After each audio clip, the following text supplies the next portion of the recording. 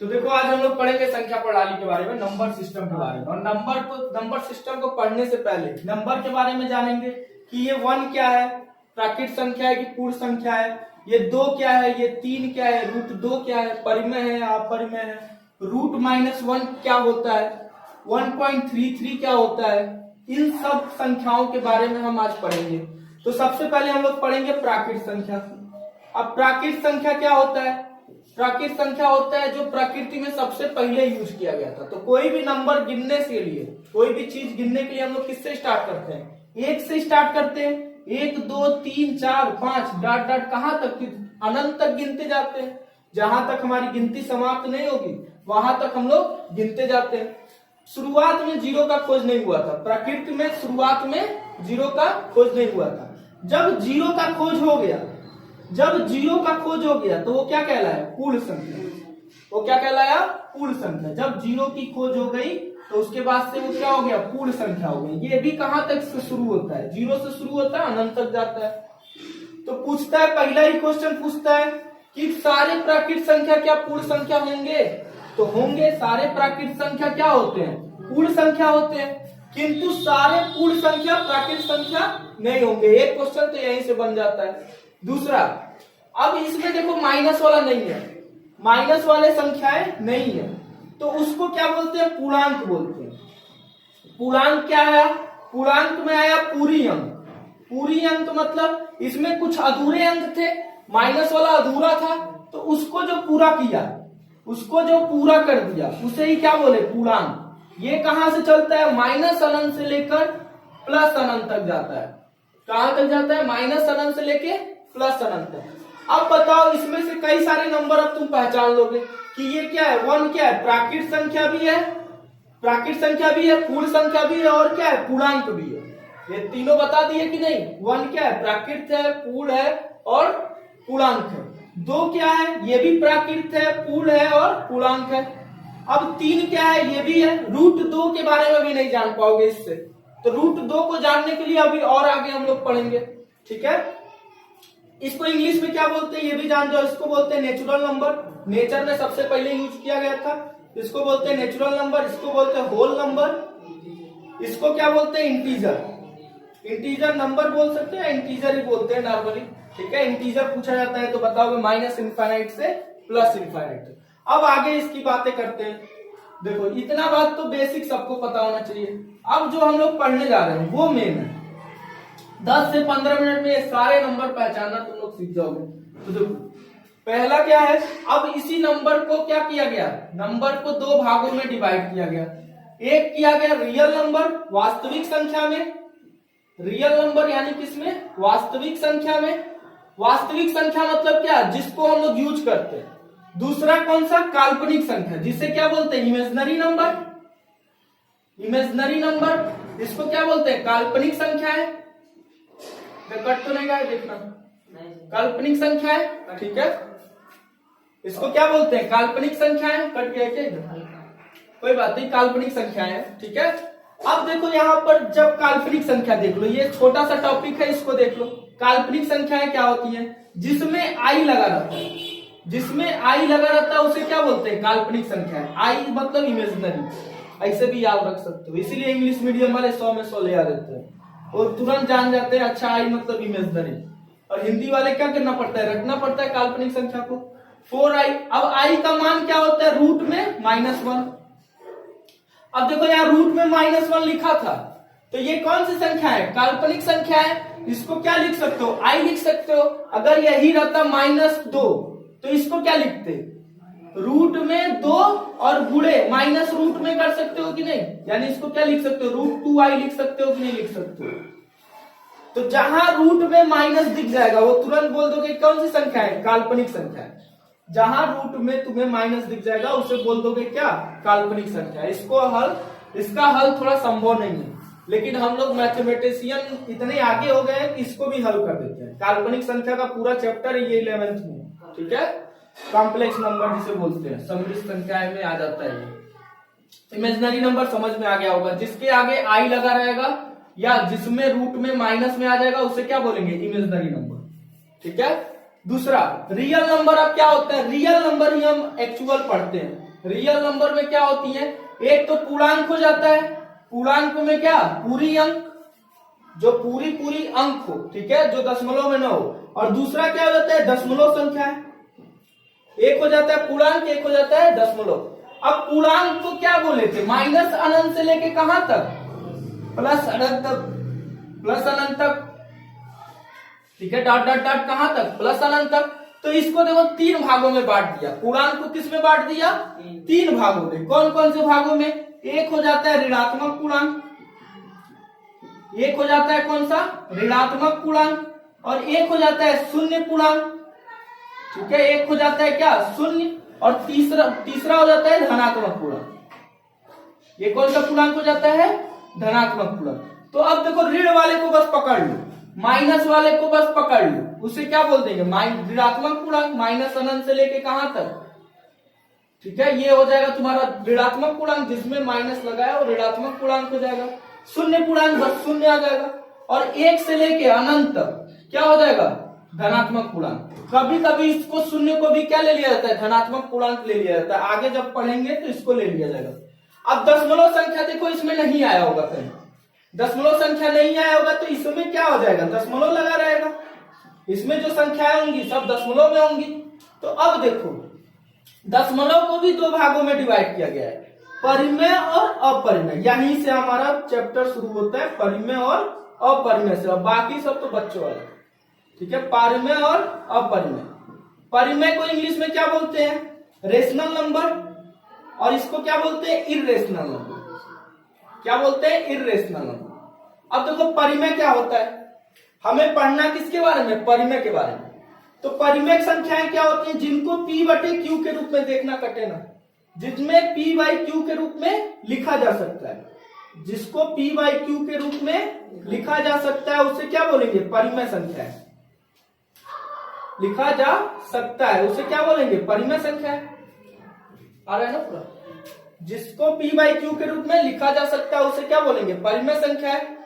तो परिमेय संख्या है, देखो इसको P बाई Q के रूप में लिखा गया है, ये क्या हो जाएगा, परिमेय संख्या हो जाएगा।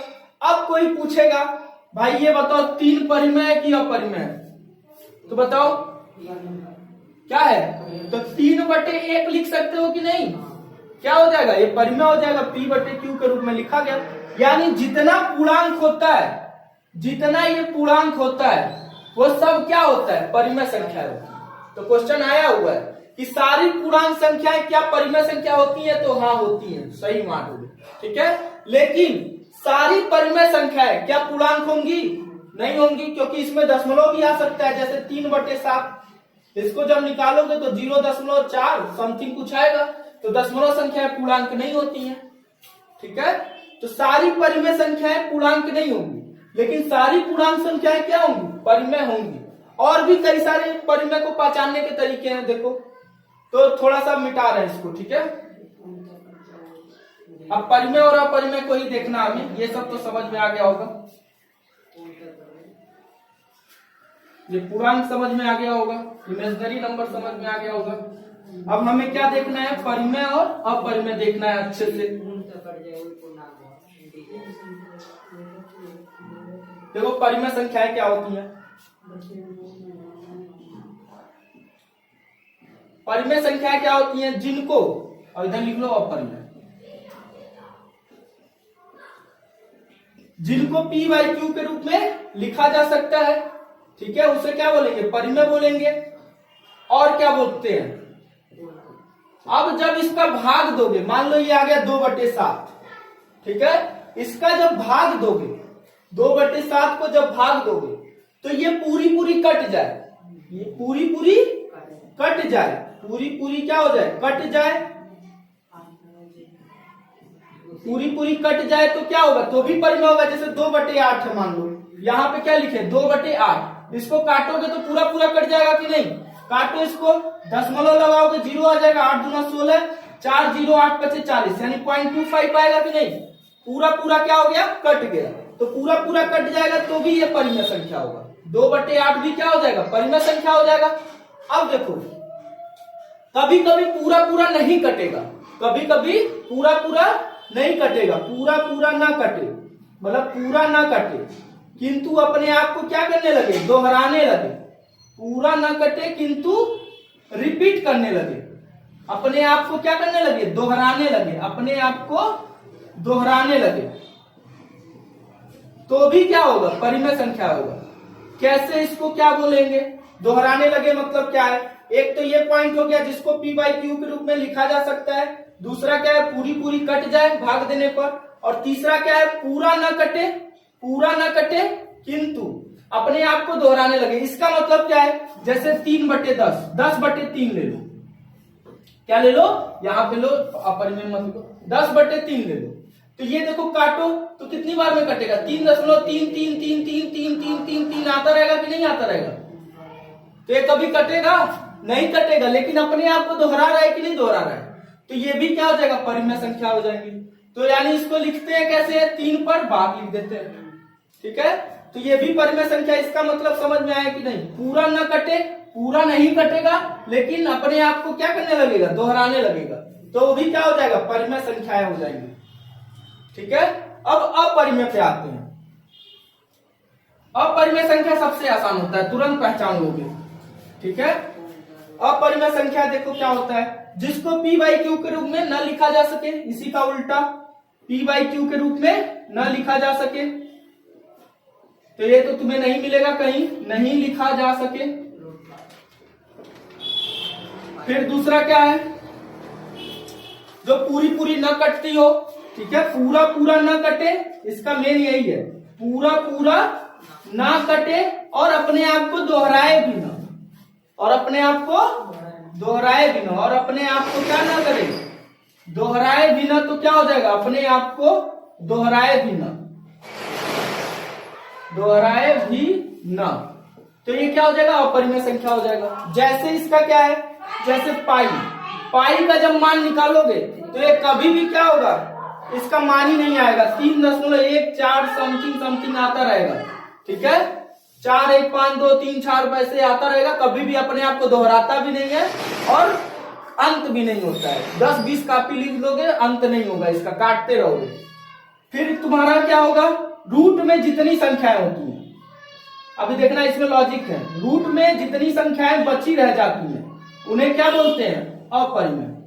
कट नहीं रहा है, देखना जरा, कट रहा है, तो देखो ऊपर देखो, जैसे रूट में सारी संख्याएं रख दो, अब देखो रूट में सारी संख्याएं आ गई, अब जो रूट में से बाहर आ जाएगा वो परिमेय हो जाएगा, जो रूट में से नहीं निकल पाएगा, जैसे 1 रूट से बाहर निकल जाएगा कि नहीं निकल जाएगा, तो ये क्या हो जाएगा, परिमेय।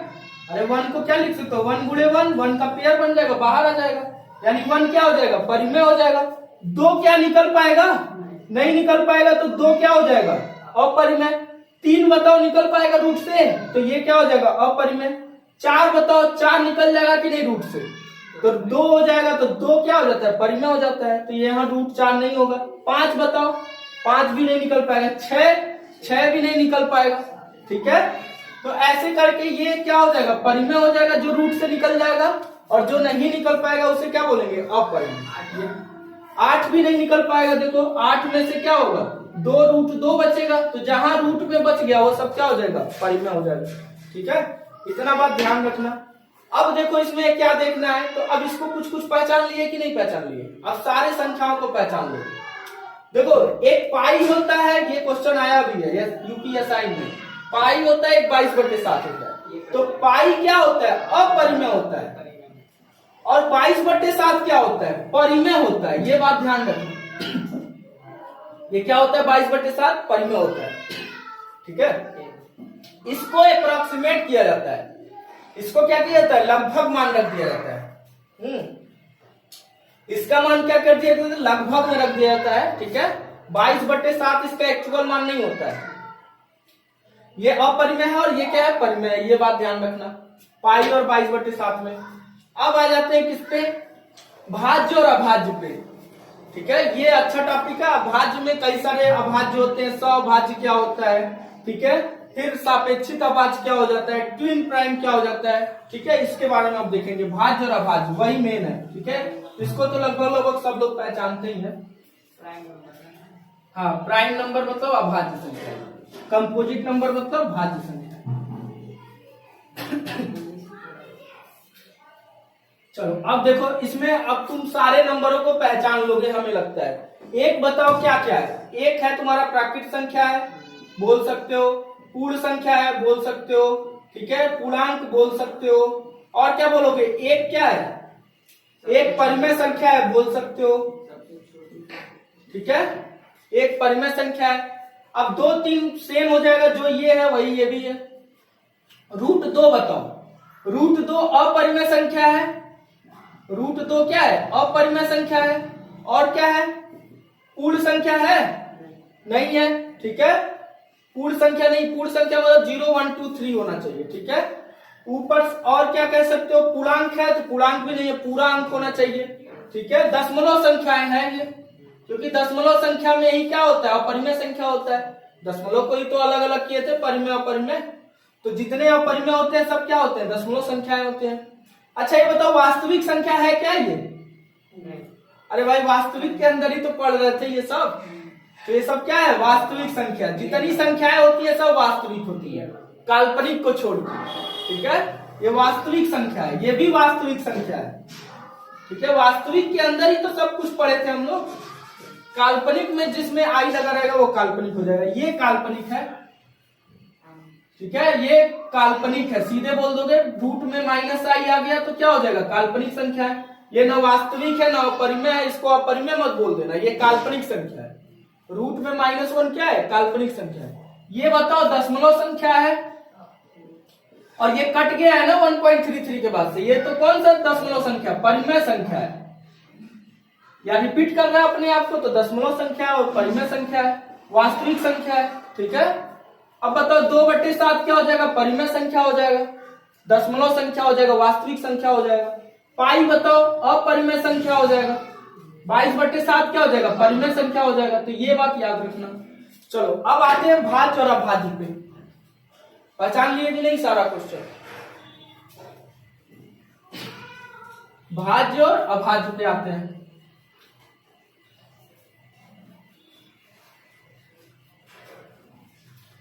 तो अब देखो, किसको हम लोग किसको बांटते हैं, धनात्मक पूर्णांक को बांटते हैं। किसको बांटते हैं, धनात्मक पूर्णांक को। क्योंकि सारा चीज हम लोग किसमें करते हैं, धनात्मक पूर्णांक में ही तो खेलते हैं। जब हम कुछ खरीदने उड़ने जाते हैं तो धनात्मक में ही तो खेलते हैं कि ऋणात्मक में खेलते हैं। तो हम लोग अब किसके बारे में पढ़ेंगे, धनात्मक पूर्णांक के बारे में। अब बोले थे धनात्मक पूर्णांक में क्या हो जाता है, 0 भी ले लेते हैं, कहां तक, अनंत तक। अब इसमें पढ़ेंगे सम विषम तो होता है, लेकिन उसको छोड़ते हैं अभी। सम विषम तो सब लोग जानते हैं, भाज्य अभाज्य जानते हैं। भाज्य क्या होता है और अभाज्य क्या होता है। ठीक है, तो देखो भाज्य क्या होता है और अभाज्य क्या होता है। ठीक है, भाज्य देखो क्या होता है, जो एक से कटे, खुद से कटे और भी किसी नंबरों से कटे। ठीक है, इसे क्या बोलते हैं, कंपोजिट नंबर बोलते हैं। लिख लो, कंपोजिट नंबर। और इसको क्या बोलते हैं, प्राइम नंबर। तो देखो इसको क्या बोलते हैं, जो किसी और नंबरों से भी कट जाए। जैसे 1 से कट जाए, ये नंबरें क्या होती हैं, 1 से कट जाती हैं, स्वयं से कटेंगी, स्वयं मतलब खुद से कटेंगी, स्वयं से कट जाए, और किससे, और भी किसी नंबर से, किसी और भी नंबर से ये कट जाए, तब क्या कहलाएंगे, भाज्य संख्या। किसी और नंबर से भी कट जाए, किसी और नंबर से भी कट जाए, किसी और नंबर से भी क्या हो जाए, कट जाए, तो ये क्या कहलाएगा, भाज्य संख्या। ये क्या होगा, केवल 1 से कटेगा, केवल 1 से कटेगा और खुद से कटेगा, स्वयं से कटेगा। अब इसमें देखो एक लॉजिक है, पूछता है एक क्या है, एक न तो भाज्य है न अभाज्य है। एक क्या है, न तो भाज्य है न अभाज्य है, ये कहीं जल्दी मिलेगा नहीं तुम्हें। एक क्या है, न तो भाज्य है न अभाज्य। ठीक है, अब आ जाओ 0 पे। 0 बताओ किससे किससे कटता है, सबसे कट जाता है। 0 सबसे कट जाता है, तो 0 क्या होगा, इसमें आ जाएगा। भाज्य में आ जाएगा। 0 को कोई भी नंबर काट देता है, 2 का पहाड़ा भी पढ़ोगे तब भी 0 आ जाएगा। 3 का 0/2 करोगे तो भी 0 आ जाएगा। 0/3 करोगे तो भी 0 आ जाएगा। यानी कई नंबरों से कट रहा है तो क्या हो जाएगा, 0 भाज्य हो जाएगा। 2 बताओ, 2 1 से कटता है और किससे कटता है, खुद से कटता है, तो 2 क्या हो जाएगा, अभाज्य हो जाएगा। 3 बताओ, खुद से कटता है और 1 से कटता है। 4 बताओ, 4 1 से कटेगा, 2 से कटेगा और 4 से भी कटेगा, यानी ये क्या हो जाएगा, भाज्य हो जाएगा। 5 बताओ, 1 से कटेगा, खुद से कटेगा। 6 बताओ, 6 इसमें आ जाएगा, 1 से, 2 से, 3 से, 6 से, तो ऐसे करके तुम्हारा निकाल लोगे ये। 8 भी कई नंबरों से कट जाएगा, 9 भी कट जाएगा, 10 भी नहीं कट जाएगा, 11, 13, 17, 19 ऐसे करके क्या हो जाएगा, ये नंबर आता जाएगा। ठीक है, अब देखो इसमें भाज्य में, अब इसको भी देख लो या इसको भी देख लो, 6, 8, 10, 9 भी हो जाएगा इसमें। ठीक है, 9 हो जाएगा, 12 हो जाएगा, 10 हो जाएगा, 12 हो जाएगा, 14 हो जाएगा, 13 उसमें आ जाएगा। ठीक है, 16 आ जाएगा, 15 आ जाएगा, ऐसे डाट डाट डाट क्या हो जाएगा, अनंत। तो ये तो तुम्हारे दिमाग से ही हो जाएगा। ठीक है, अब पढ़ते हैं अभाज्य के टाइप, जो मेन है अभाज्य के प्रकार, सअभाज्य क्या होता है। ठीक है, तो इसमें देखते हैं। तो देखो भाज्य और अभाज्य में, अभाज्य को ही मेन फोकस पे रखना है। इसमें पूछता है सबसे छोटी अभाज्य संख्या बताओ, तो 2 हो जाएगी। सबसे छोटी अभाज्य संख्या पूछता है, सब वह कौन सी ऐसी अभाज्य जो क्या है, सम संख्या होती है, तो 2 हो जाता है। ठीक है, सम अभाज्य पूछ देता है तो सम अभाज्य क्या हो जाएगा, 2 हो जाएगा। ठीक है, अब आ जाओ अभाज्य के बारे में पढ़ते हैं। ये कोई मतलब नहीं है अब इसका, एक को याद रखना, न तो भाज्य होता है न अभाज्य होता है। अब अभाज्य के बारे में हम पढ़ने जा रहे हैं, तो उसको वहीं रहने दे रहे हैं जानबूझ के। अभाज्य को कैसे पढ़ते हैं, देखो अभाज्य को 3 भागों में डिवाइड करते हैं। अभाज्य को क्या करते हैं, 3 भागों में डिवाइड करते हैं। एक होता है सअभाज्य, जिसे इंग्लिश में बोलते हैं कोप्राइम, कोप्राइम। ठीक है, दूसरा होता है ट्विन प्राइम, इसको इंग्लिश में ही जानना आसान होता है इंग्लिश में। ठीक है, और तीसरा होता है रिलेटिव यानी सापेक्षित अभाज्य, रिलेटिव प्राइम। ये तीनों अभाज्य तुम्हें जानना है, एकदम जानकारी में रखना है। तो देखो सअभाज्य क्या होता है, स मतलब साथी, स मतलब साथी। 2 अभाज्य को साथी बना दो, 2 अभाज्य को क्या कर दो, साथी बना दो। कोई भी 2 अभाज्य लो, उसको क्या कर दो, एक साथ रख दोगे तो क्या हो जाएगा, सअभाज्य। जैसे 2 3, 5 7, कोई भी 2 अभाज्य रख दो, 7 9, तो ये क्या हो जाएगा, साथी अभाज्य हो जाएगा। ठीक है, सअभाज्य जिसे बोलते हैं, ये सरल भाषा में साथी। ठीक है, 2 अभाज्य को क्या बना दो, साथी बना दो, तो क्या हो जाएगा, सअभाज्य हो जाएगा। फिर ट्विन प्राइम क्या होता है, वह प्राइम संख्या है जिनके बीच का अंतर क्या हो, 2। वह प्राइम संख्या है जिनके बीच का अंतर 2। तो बताओ 3 और 5 के बीच कितना अंतर है, 2 का अंतर है, तो ये क्या हो जाएगा, ट्विन प्राइम। 5 और 7 बताओ, लेकिन 2 और 3 होगा क्या, 2 और 3 होगा क्या, नहीं होगा। क्यों नहीं होगा, इनके बीच का अंतर 1 है। तो ट्विन प्राइम समझ में आ गया कि नहीं।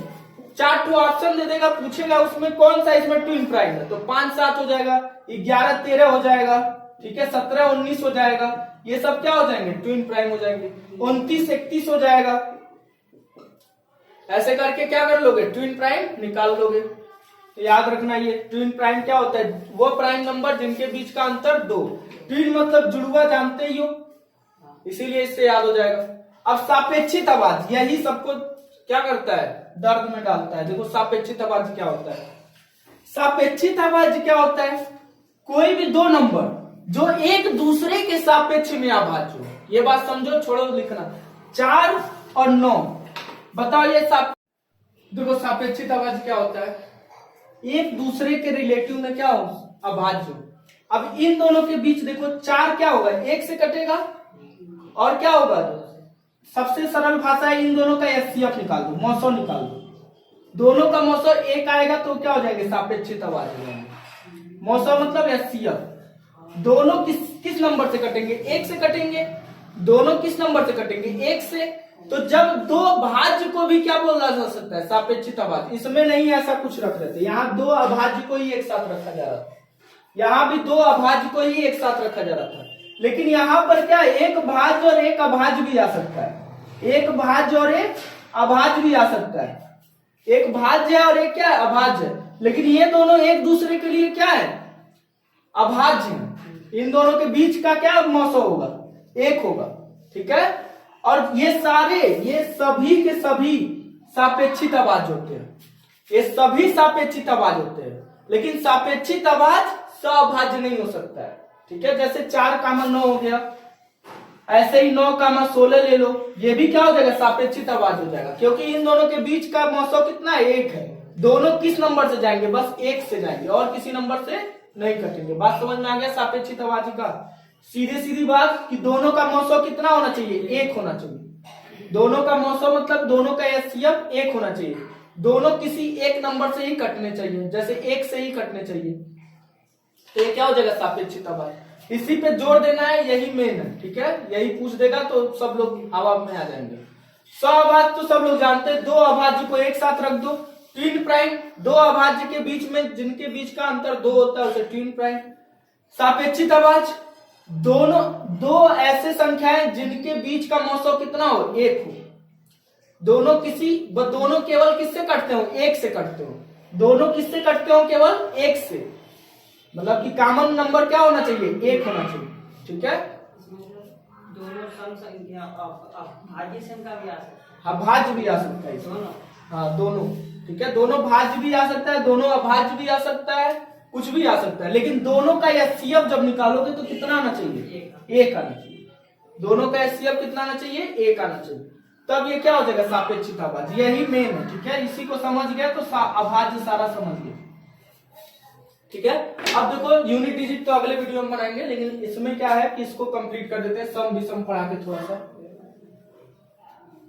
ठीक है। इसमें सम विषम थोड़ा सा पढ़ा देते हैं, उसके बाद से फिर छोड़ देते हैं।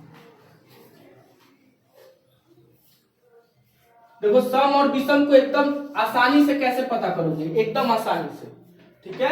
सब लोग जानते हैं जो 2 से कट जाए सम होता है, जो 2 से ना कटे उसे विषम कहते हैं, लेकिन आसानी से कैसे पता लोगे विषम संख्या। तो देखो 2 3 4 5 6 7 इतना बड़ा लिख दे, ठीक है।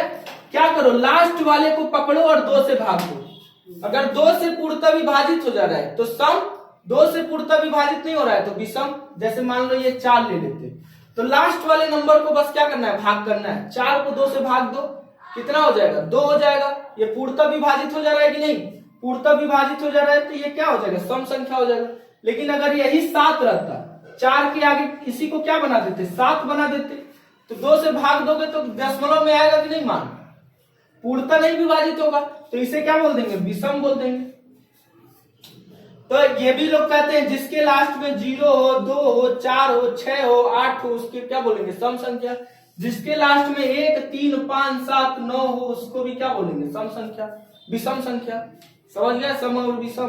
तो ये तो बच्चों वाला खेल था क्या, इसके 2 गुणनखंड से ज्यादा हो वो भी तो होता है। हाँ अब देखो 2 से क्या करना है, इसको काटना है लास्ट वाले को सीधे, ठीक है। जो कट जाएगा उसे सम, जो नहीं कटेगा उसे विषम, ठीक है।